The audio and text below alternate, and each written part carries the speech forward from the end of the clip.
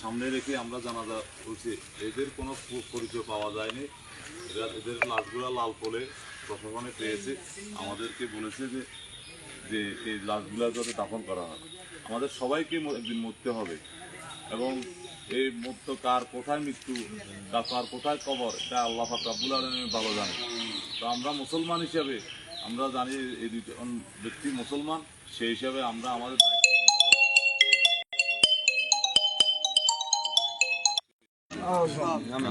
মৃত্যু পূর্ববর্তীতে আমাদেরকে হুজুরও আজকে সকালবেলা একটা জানাজায় বলেছেন যে মৃত্যু পূর্ব পরে পরে যখন কবরে আমাদের লাশ শোয়া আসবে, মন্দারা 40 কদম যখন কবর দিয়ে চলে আসবে, তখন ফেরেশতাদের পক্ষ থেকে জানাবে মিন রাব্বুকা মান রাব্বুকা আমান দিনুকা আমান নবুকা।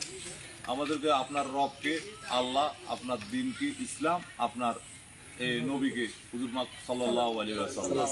তো আমরা এখন জানাজা পড়াবো, হুজুর একটু কিছু বলি।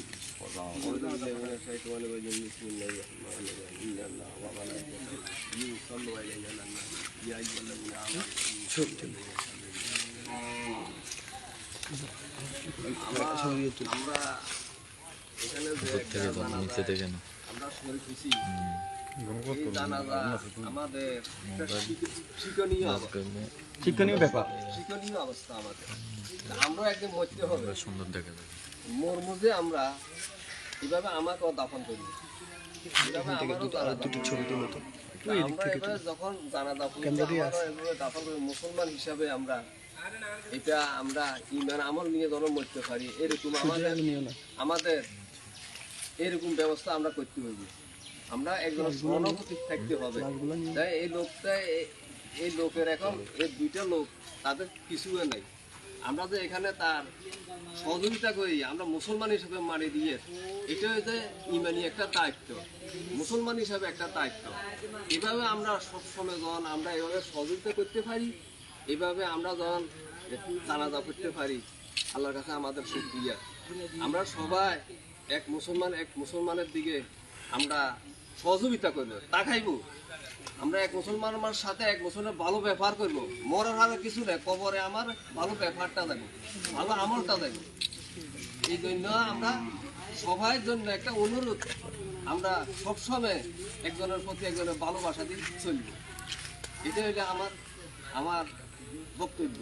ধন্যবাদ ধন্যবাদ আমাদের মহতারামকে।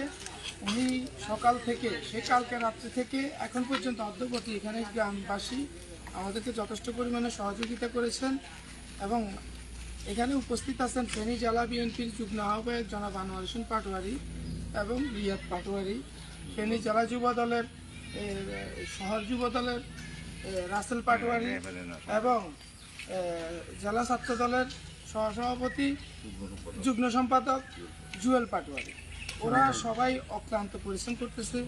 আমি আনোয়ার ভাইকে ধন্যবাদ দিব না, উনি ধন্যবাদ চাইতে আরও অনেক বেশি করেছেন। উনি আমাকে ওনার নির্দেশ ক্রমে কালকে রাত থেকে অদ্যপতি এই সকালে একটা আমরা জানাজা পড়াইছি এবং এখন 2টা পড়াইতেছি। আনোয়ার ভাইকে আল্লাহ নেখায়াত দান করুক।